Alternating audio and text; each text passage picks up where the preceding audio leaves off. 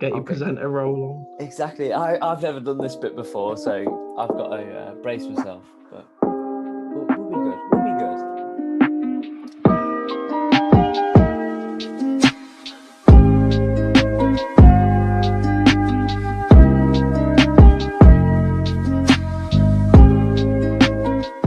Hello, everybody, and welcome back to Off the Rails, Over the Lift Hill video podcast series. How are we all doing today? Billy, how are you doing, mate? I'm doing good. I'm very filled up. Just been to Pizza Express, but I'm doing well. Beautiful. And today we are joined by our special guest, Marcus, aka Thrill Riders. How are we doing, mate? Very good, thanks, man. Very good. Glad to be on here. You were saying about it, and now I'm here, and it's good to be on. It's good to be on. And yeah, I'm just as sunburnt as anyone else at the moment. Yeah. The weather's been lovely. It's been great. Really good. Honestly, it's been ridiculous. The amount of walks that I've been on, and I have got the perfect t-shirt tan right now. If I was to reveal any further my t-shirt, it'll be pale white right now. It is not worth it. It is not worth it. But yeah, how are we doing, Billy? You been up to much? Not really. No. I mean, obviously, I posted my lovely little cinematic edit for Mardi Gras because I went not last week, the week before, which was fun. But I've just been started a new job, and I've just been doing that and just doing uni work. Sweet. And evidently, Marcus, you've been a busy bit. Been busy with everything that's been opening recently. Yeah. I've been trying to go to as many places as possible at the same time as working and starting my own company effectively. But it's I mean, I've just been like I said, just trying to go to as many parks as possible, meeting people like yourselves. I met you only just within the last few weeks, so it's a mad time, but it's so good to be back. It's great. 100%. And it's sort of everything that was supposed to be released over a sort of a 2-year period has all been released at once. And all the new attractions, I suppose, makes it all the more interesting as enthusiasts, with sort of Croc Drop, with Gangster Granny, with Black Mirror, with Mythica, all in the same sort of 2-month period. I suppose that makes it really exciting. And Marcus, for yourself, what's the feeling like as a photographer to sort of capture all those events within such a short period? How have you managed to get around that? I mean, I mean, we've been totally blessed in the sort of like community aspect of how much new stuff we've had this year. But yeah, I mean, from a photography point of view, from a working side, it gets either really busy right before opening, because it's normally like the last thing that happens. Everything ggets prepared for the ride, and then one of the very last things is to capture it. So it's sort of like a very, within the few weeks before opening. And then from a just a photography hobbyist point of view, I mean, getting out to all the parks and just capturing it, it's not like there's always a sense of like wanting to get, because I with my photography, I always want it to be unique. I like capturing angles that maybe no one else has seen before. So with a new ride, that sort of opens up a brand new canvas of angles to snap. And there's a little bit of an element of, oh, let's be the first to get that good angle or that good angle. But it's not like, I the one thing I always say is it's not a competition. There's anyone who takes it that seriously is just doing it for the wrong reasons. It's all just like in the hobbyist side of things, it's all just like just for the fun of it and the love of it. So but yeah, no, so many new things to photograph. and yeah, it's been great. It's been so good. I mean, like Mythica and what was it, Gangster Granny were later openings, weren't they? Yeah. So Yeah. so, but I mean, from my side of things, they're not actually really things I can really photograph because they're indoors. True. I mean, I suppose Yeah. it's the same with Black Mirror as well, because obviously the only thing you can photograph about that is the sign. But on that sort of level, how would you say sort of photographing Croc Drop and your experience of that compared to anything else in your history? So Croc Drop was obviously a massive shoot for me because that was probably one of the biggest shoots I've done with a park. It's either it's obviously between that or Tornado Springs, but yeah, Croc Drop was especially cool because a lot of the shots you see are not really from ground level. And we didn't use a drone for that or anything like that.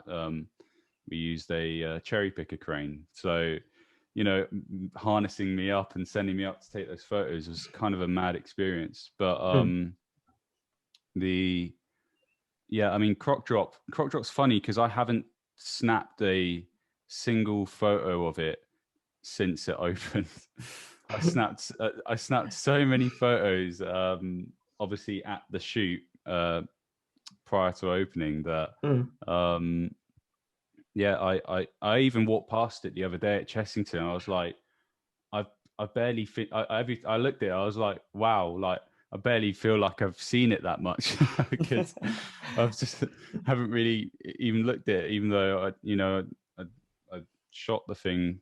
But it's mad, and it's I feel very grateful for the park to sort of put that trust in me to photograph it. So yeah, it's the team behind the scenes are fantastic people. So yeah, really grateful for that. I suppose it's a really exciting process to be involved in, and I guess that obviously anyone could sort of imagine themselves taking photos of such a great attraction from a neutral perspective.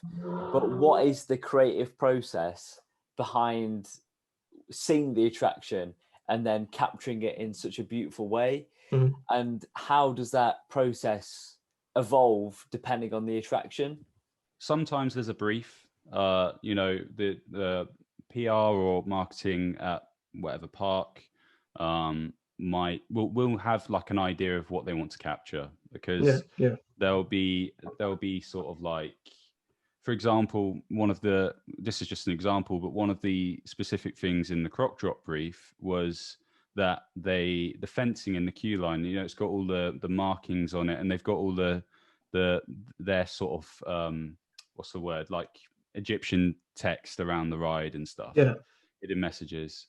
They wanted those captured. So those are sort of like the little things that they're like, we need to get some of that. We need to get some of the kids sort of in front of the entrance, in front of the ride, bits of that.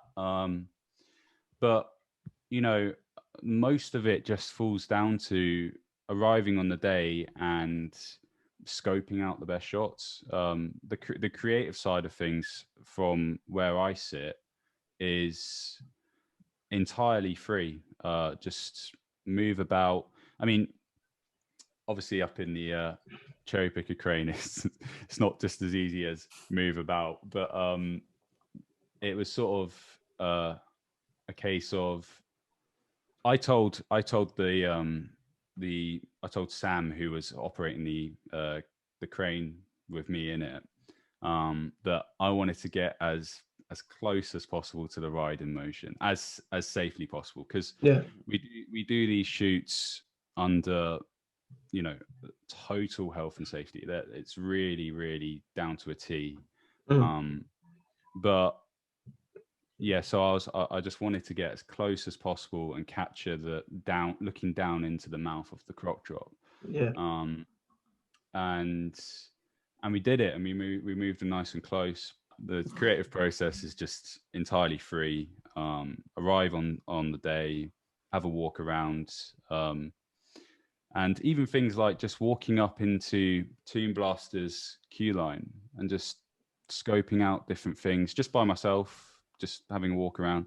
The only thing that obviously we're restricted to is sending the kids for another ride, or the parents or whoever's on the ride. We're sending them again, and then the ride ends and we're like, right, I want to go over there. Can we send it again? And then, they were riding it for the entire day, and early April, it was not as warm as we've got it now. No, so no.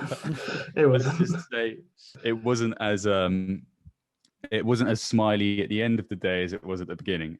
But that's just how it is, Obviously, depending on when the shoot is, affects how the subjects are for the shoot. But with a creative process being completely led by yourself, is that influenced by sort of external circumstance, or say the weather, for example?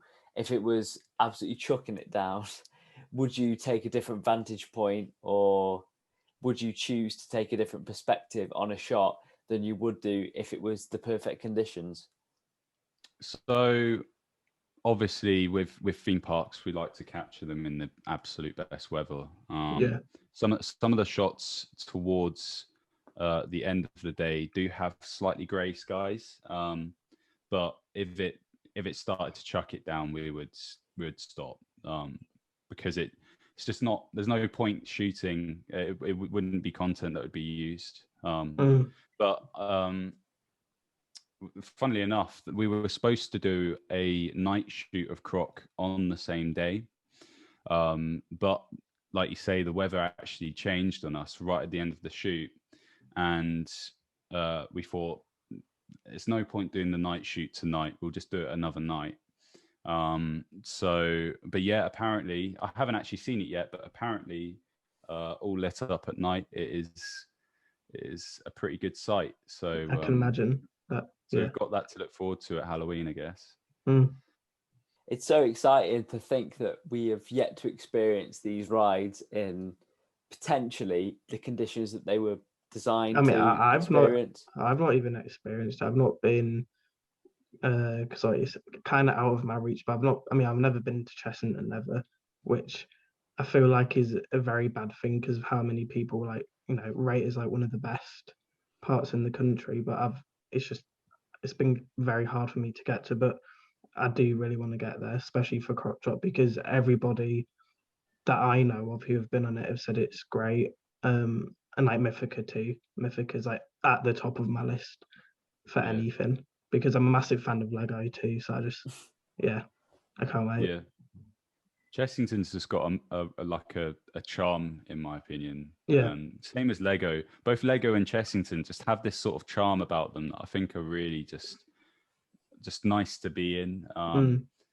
And I think Croc Drop especially is just like sort of like if you were told to like imagine dream up a ride, told a kid to dream up a ride, and they said, oh, it'd be cool if a drop tower dropped into a massive crocodile.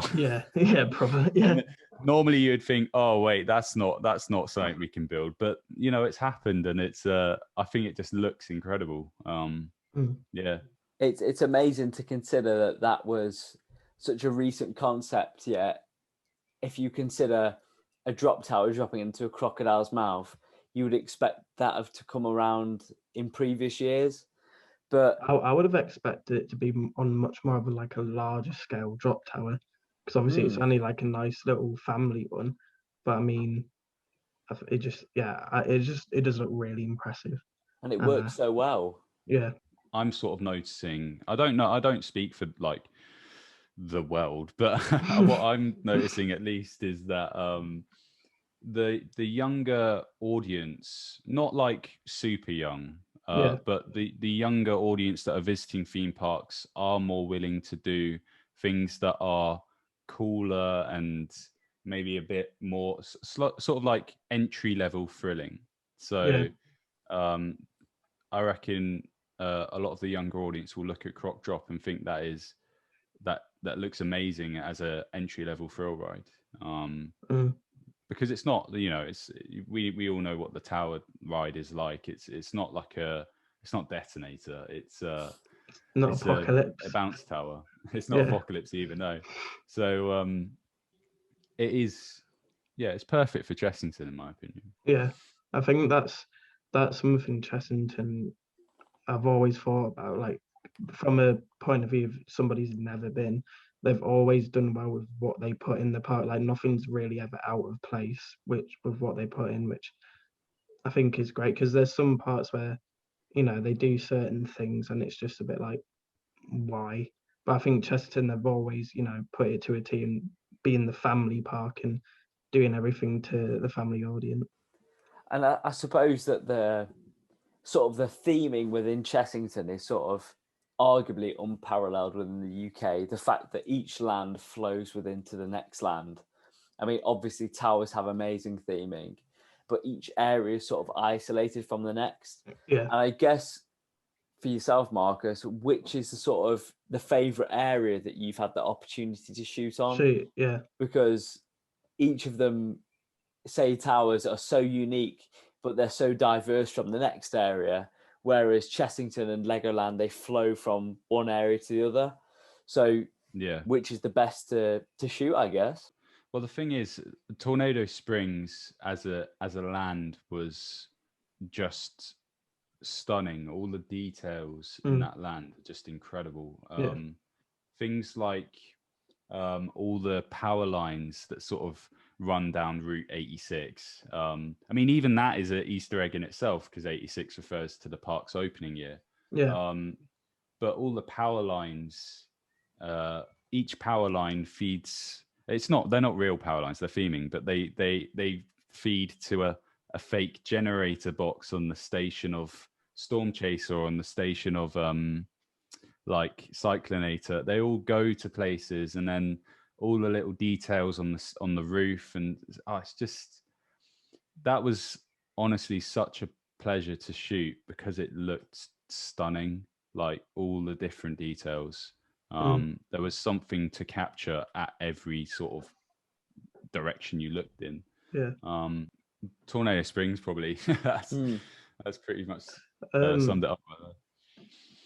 From somebody, because I mean, personally, I do photography here in the West, usually on my phone, so it's not really what you do. But I'm more of a videography person, and so for me, I was just wondering, because that is my hobby, the same as photography is, and I was just wondering, how did you, get into working with the parks themselves instead of just going, on your day trips and taking photos? Like, how did you actually make that connection with the parks and say, oh, I could, shoot your brand new attraction for you and stuff?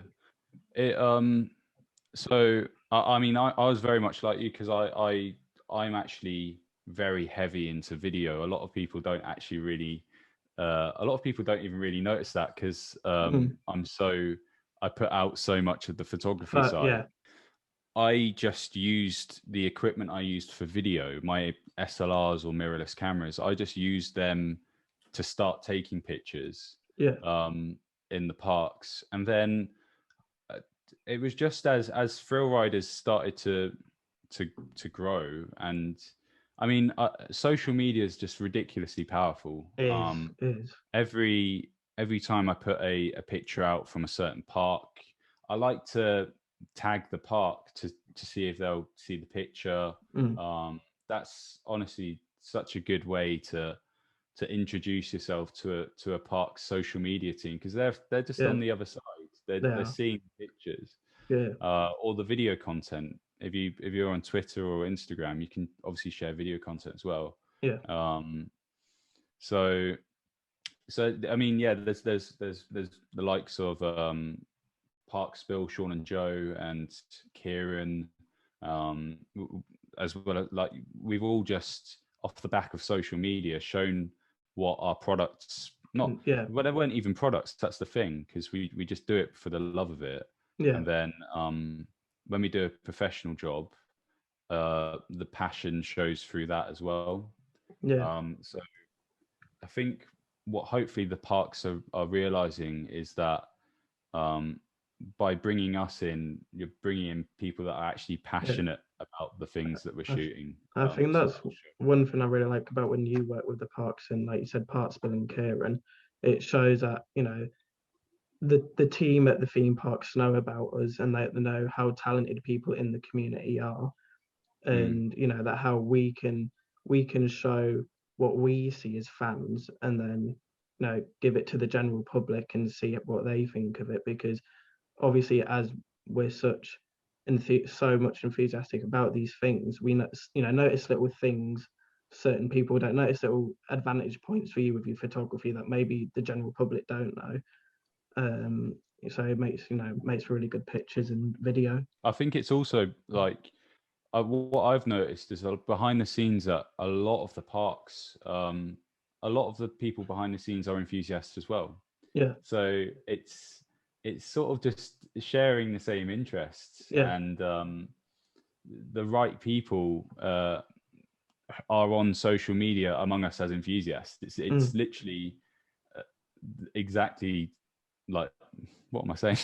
It's exactly like that. Something I didn't realize at the beginning was a lot of the time you sort of think of like maybe like at Fort Park on Instagram, and you just don't think, you think, oh, that's Fort Park official, but I never just considered that, you know, there's just one person, most of the time it's just one person on the other side, just another person. So interacting just as normally as you can on social media, just as a person, is such a great way to just introduce yourself to people on social media.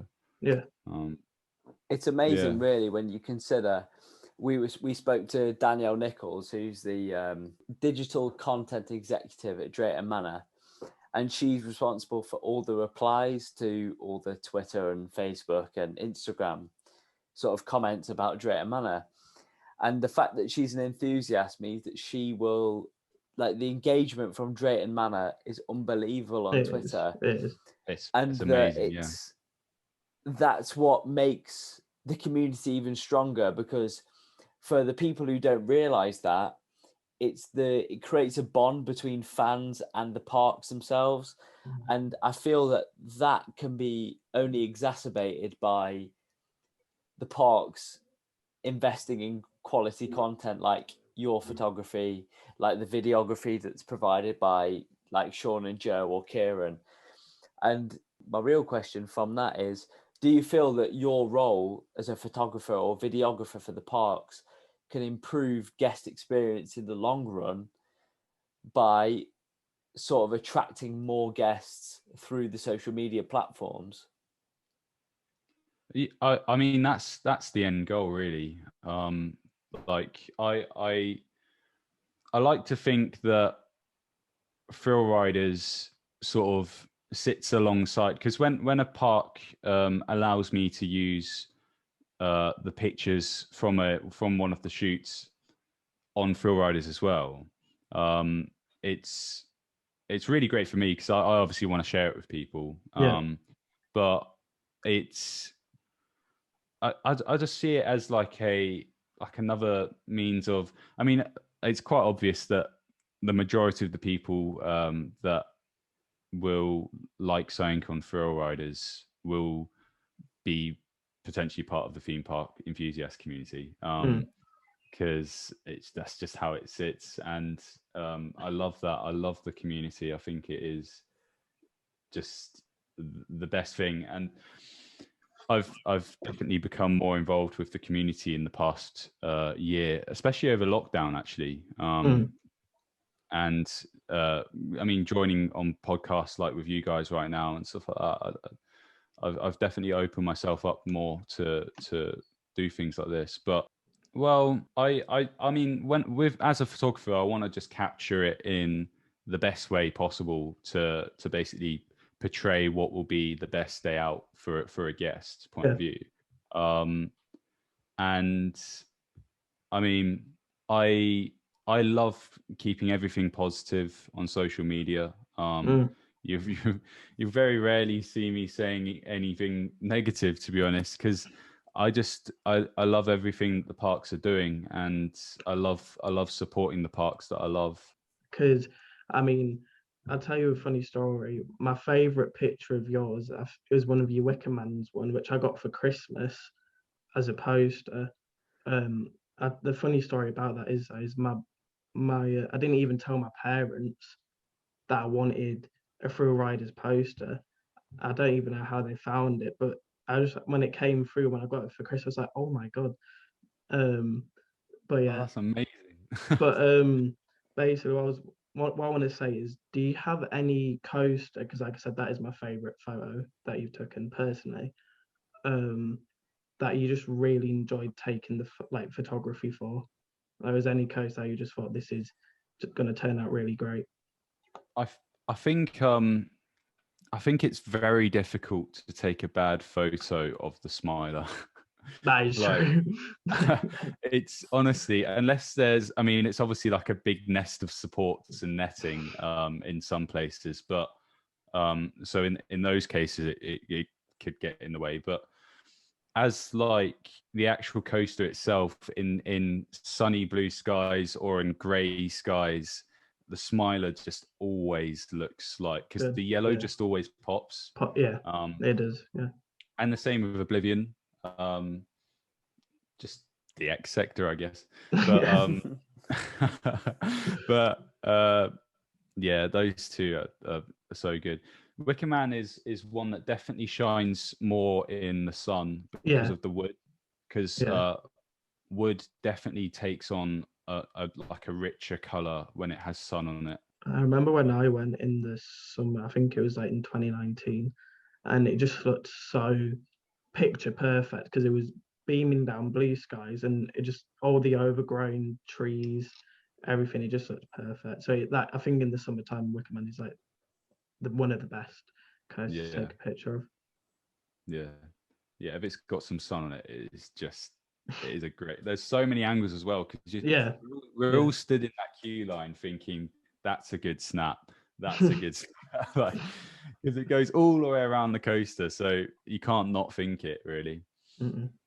The amount of shots that I've taken of Wicker Man, either just outside the queue line or inside the queue line, just because it's a sunny day, is ridiculous. Like, it shouldn't be accepted the amount of footage I've got of that ride, just because it is so photogenic. It is unbelievable.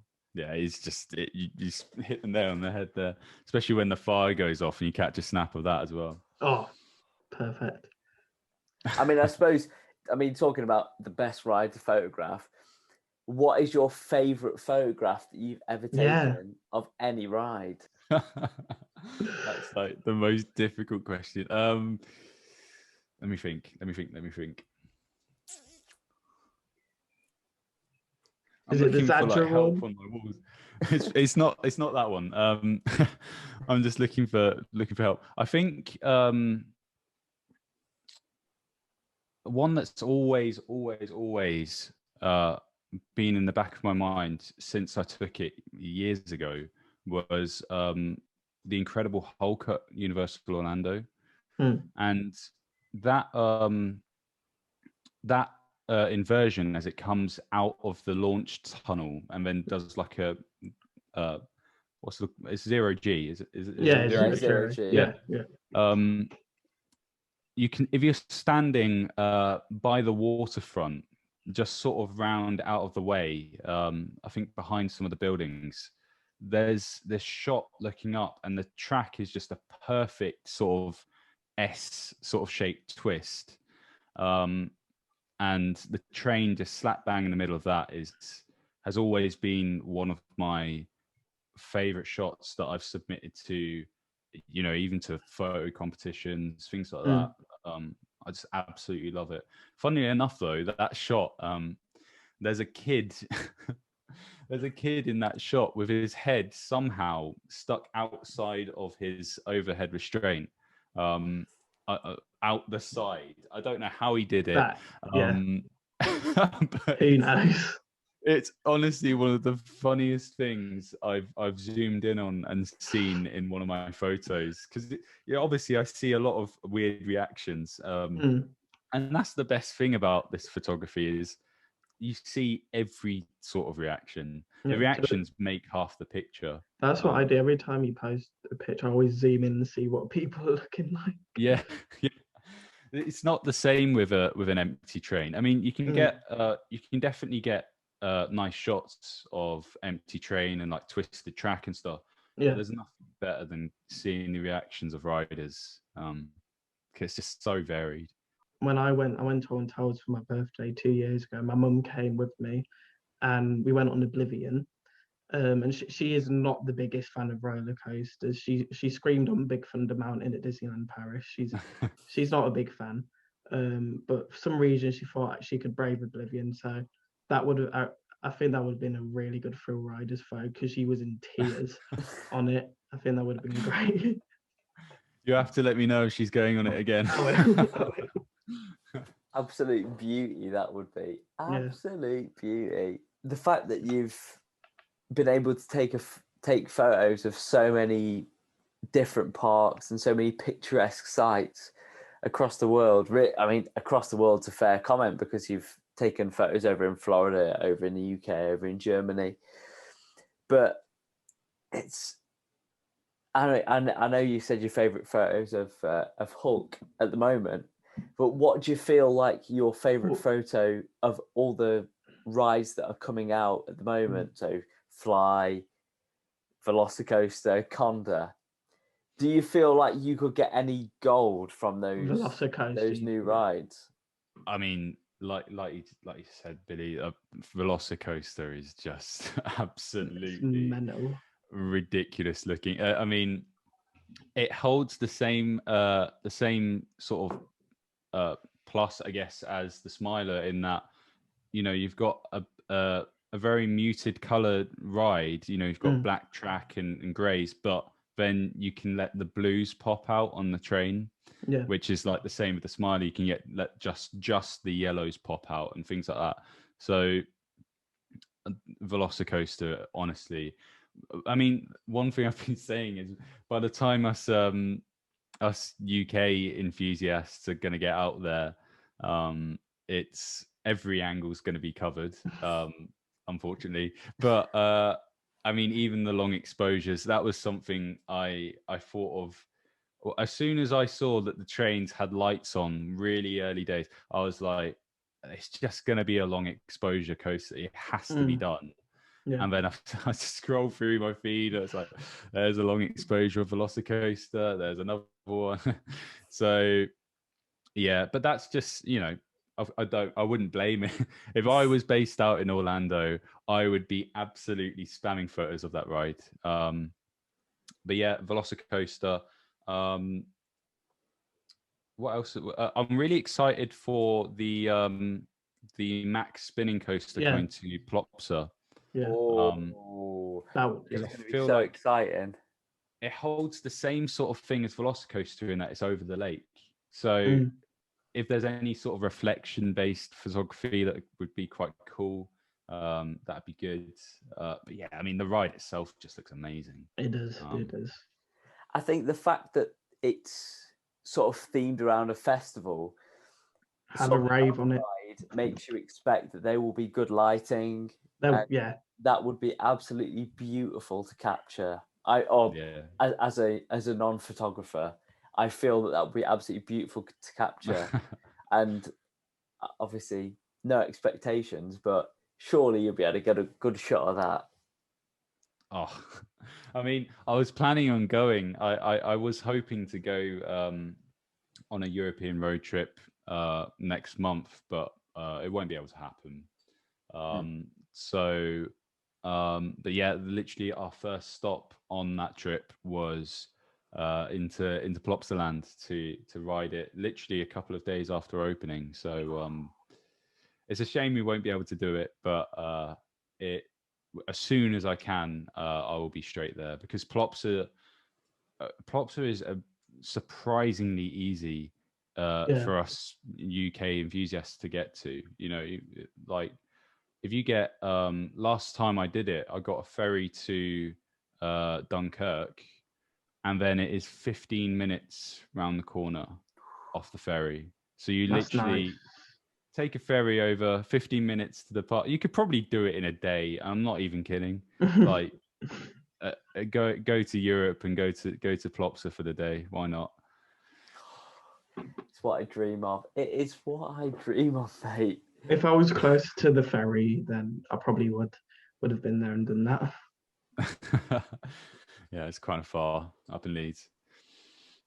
I mean, the same in Staffs as well, but it's just how really. I've never been to any sort of European parks, but I've always had a sort of a deep down feeling that I really need to get to Wallaby, Belgium. I really need to get to Plopsa. I really need to get to Wallaby, Holland. I really need to get to all the German parks, and then I really need to get to Energylandia. Well, I'm hopefully, with everything depending, I want to get to Phantasialand as soon as I possibly can, because I was supposed to go for my birthday in April, but obviously all the COVID stuff was occurring, so that just didn't come to plan. But I've been to Ventura and Disneyland Paris as well. I mean, Ventura is a really good place to take photos, as you probably know. This is such a good place. Ventura is so good. But Ventura, I went to both Phantasialand and Ventura. I went to really early days of me doing. I mean, Phantasialand was before Thrill Riders, and Ventura was I'd only done Thrill Riders for like a couple of months, and so it was really new. And I wasn't really taking pictures at all, especially not at Phantasialand. So I'm dying to get back to Phantasialand for Fly, but also just because I've been there and I know how picturesque it is, but I didn't photograph it. It's like it feels so wrong. So I need to do Phantasialand when we're allowed to travel again.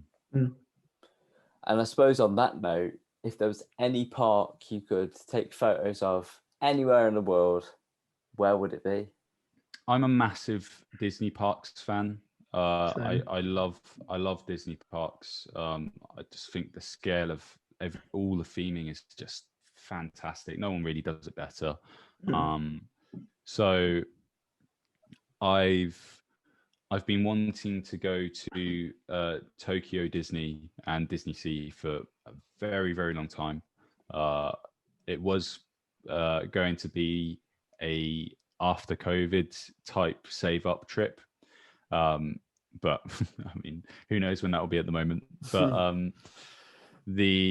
so Tokyo Disney. The thing with Disney's are that a lot of it's dark rides. So it's not great for photography unless you have a special permission to photograph inside the rides. But as a hobbyist, it's not it's not ideal. So I think Disney Sea would be a great place so far, with the volcano and everything. Yeah, so picturesque, that park. It looks so picturesque. I think the absolute best place to photograph coasters without a shadow of a doubt would be Cedar Point.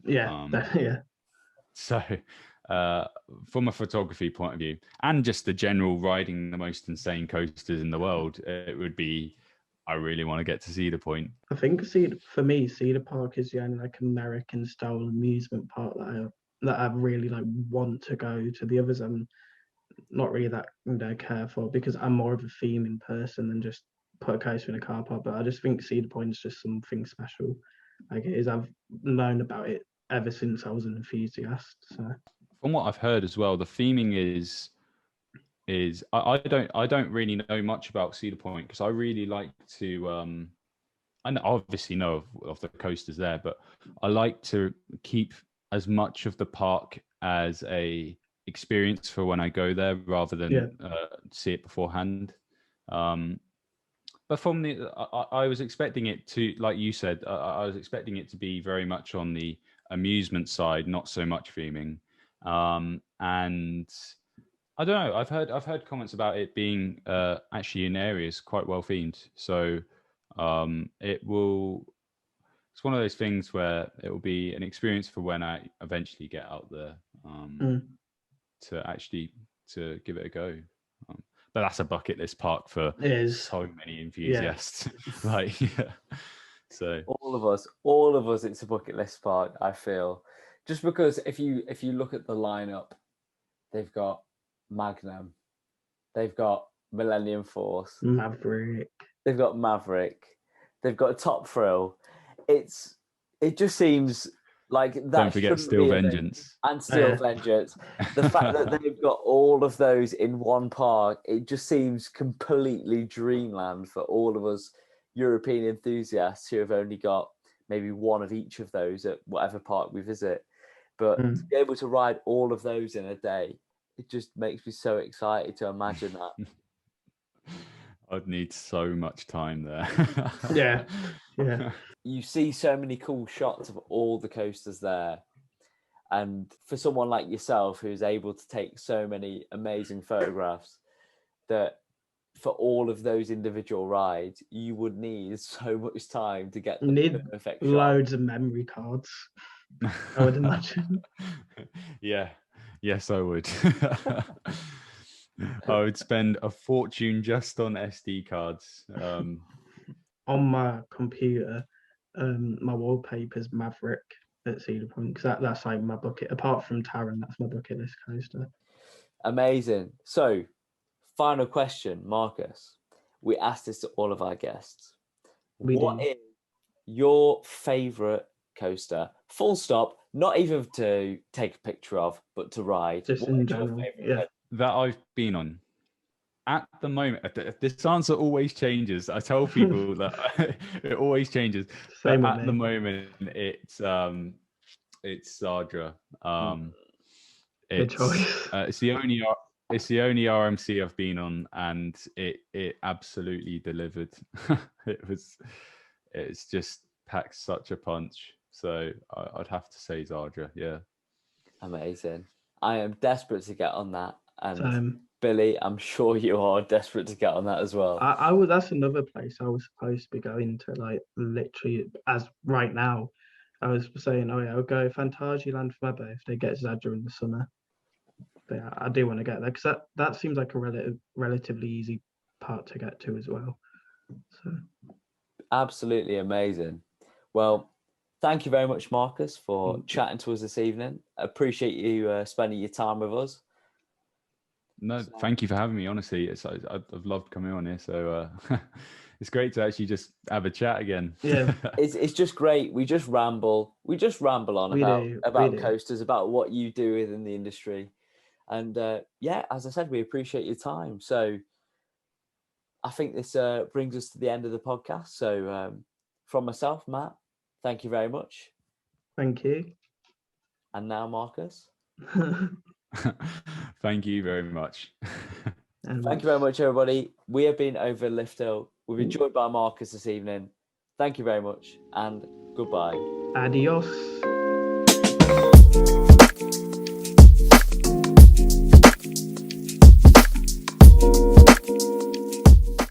Oh God, I've literally lost my words entirely. It's all right.